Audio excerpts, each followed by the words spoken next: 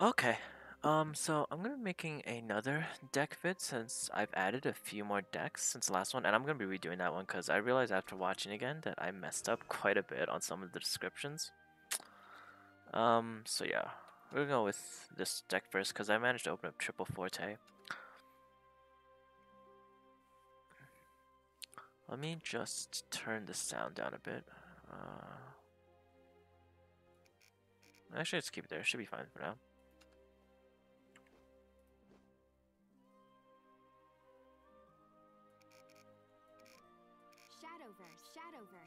Shadowverse. Okay, hopefully that'll be it. Okay. So basically the deck list. Triple Ivory Dragon. It's your best one drop. 1 mana, 1/2, and if you draw in the late game, it's a draw you a card. 1 mana, 1/2, very good. Blazing Breath, very cheap removal. Most decks, their 2 cost due to damage removal is 2 mana. But they usually come with an upside, like Fairies thing gives them a fairy. What is it? The Shadowcraft one can deal 4, and then what is it? Havens can banish. But ours is only 1 mana, so it's very cheap, very efficient. Just doesn't have another upside. Triple Dragon Rider.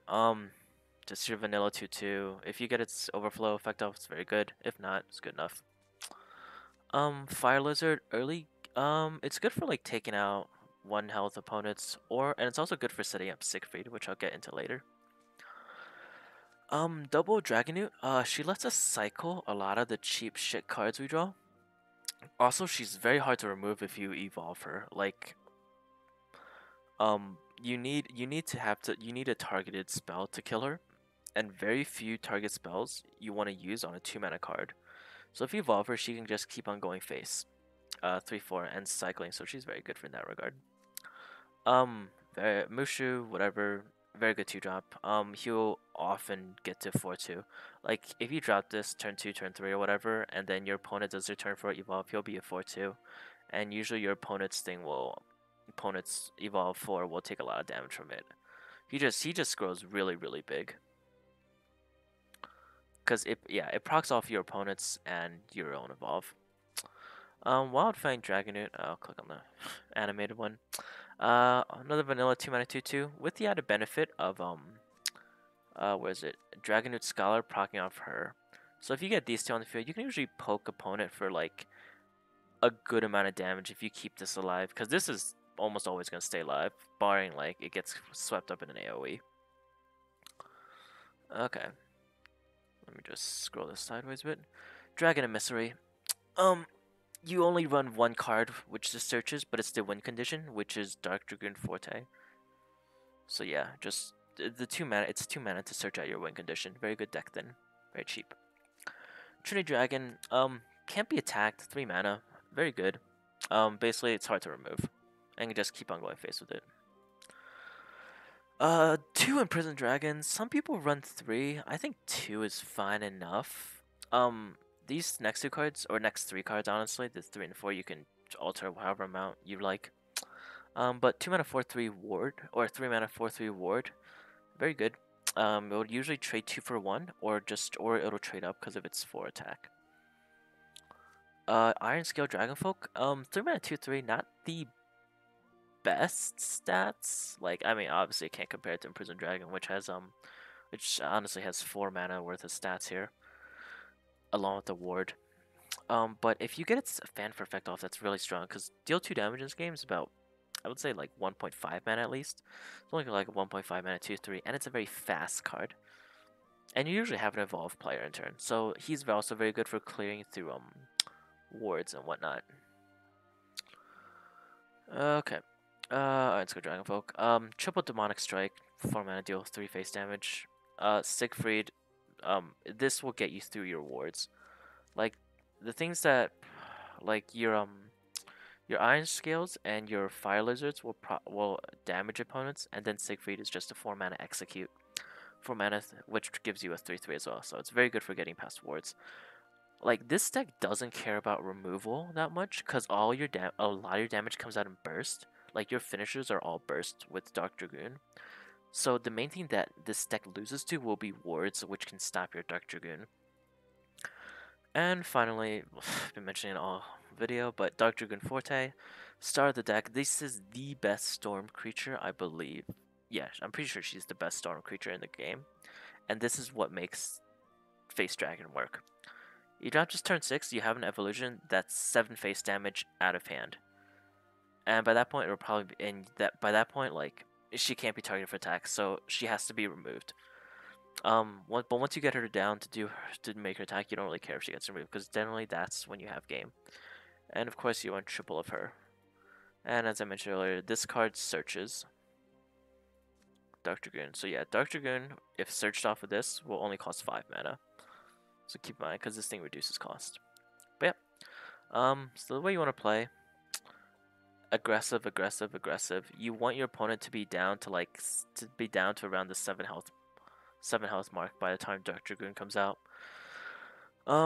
This deck, what it does well against, I would say it does well against aggro, because this 4/3 taunt is very good. You have very cheap early removal, because this is just a 1 mana deal too. And then you finish much faster because of Dark Dragoon, and you don't have to worry about taunts in this case, because Dark Dragoon will take care of it. Or, I mean, like, aggros don't run taunt. Versus mid-range, I'd say it has a harder, because mid-range tends to run more taunts and tends to outvalue you. But you still have your Siegfrieds, and then I haven't had much trouble with control with this deck, mainly because controls like to run the big like hard removals, as well as some AoE, and you don't. But those are more slower answers. Those are reactive cards. Like Dark Dragoon doesn't care about reactive cards. She only cares if there's a taunt. But yeah, so that's that deck. And then Seraph Elana. I played a few games on this. It's okay. I don't really like healing too much, but meh. So the main theme of this deck is Elena's Prayer. Basically you sacrifice huge tempo turn 3, but with the added benefit of all your monsters become hella buffed afterwards. Like this +1/+1, just think of it as giving like your followers like a small evolve every time you heal. But anyway, deck list. Triple Sacred Plea, card draw, honestly probably the best card draw in the game. Triple Rabbit Healer. It's decent enough stats, but the 2 health is what we need it for, because it procs Elana. Usually you want to heal face. Hallow Dogma. We run 11 amulets. You always run as many Hallow Dogmas as you can. Triple Blackened Scripture, good removal. 2 Monastic Holy Waters, heal self, draw. Triple Beast Call, you want to see this in the early game, because this is how you establish board presence or prevent too much damage to your face. Because this deck does not do well in the early game at all. Like, it's only after you set up Elena's, and then after a few turns of healing that you'll be able to clearly win. Triple Healing Angel, anti-aggro stats with the 2/3, also heals 2. Also, this will honestly heal your face more. Prison Priestess to search out your amulets. It'll pull an amulet almost always. But I only run 2 though. I don't like running 3 because I don't think she's a good 3-drop. Healing Prayer, very useful. Restores 3 health. Usually you'll be healing face as usual. Like, I'll tell you now, you will almost always be healing face with your heal cards. You'll rarely be healing your own minions because they'll be so buffed from Elena's that it won't matter. But yeah, just think, as long as you have Elena's on the field, every time you play a heal card, think of it as the heals whatever it says, and then heals an additional 1 to all your followers. But yeah, subtract 1 from the count of all amulets. Very good in conjunction with and Statute Seraph. Elena's Prayer, not much to explain. You run Trouble for her, she's what makes the deck. Whenever you're healed, give +1/+1 to all followers. Priest of the Cudgel. This deck struggles with the early game, so it's usually until mid game that it does run rampant. So you use Priest to kind of catch up on the board, because Priest will 4/1 or 3/1, and also Banish is broken. The single target removal. I don't feel like you don't really need any big target removal because your cards themselves will be really buffed up, so they'll be really strong stat wise. Triple Radiance Angel, very good heal. I mean, it's one of the larger cards in the deck, even though its stats are extremely poor for what it is. The heal, defense, and draw is very good. Nemesis Decree. This is your this is your big catch-up card. Like, if if you have to evolve a priest installed enough, this is the board reset.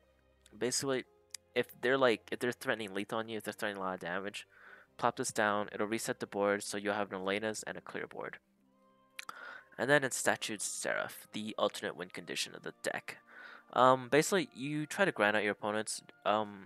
Don't rely on this, like I would say, more than 20% of your games, because it's very, very slow. Like, you essentially spend turn 8 doing nothing. And we're only running 2 countdown reducing cards, so. But this is good, really great in the control matchup, because very few decks can deal with this. Because I don't know, I have yet to. I've only seen like 1 or 2 decks that were main decking Odin. But yeah, so that's Elana Seraph. As for how you want to play this, you want to mulligan for your Blackened Scriptures, your Beast Calls, your Hallowed Dogmas, and your Priest of the Cudgel. Because those are what will keep you alive in the early game.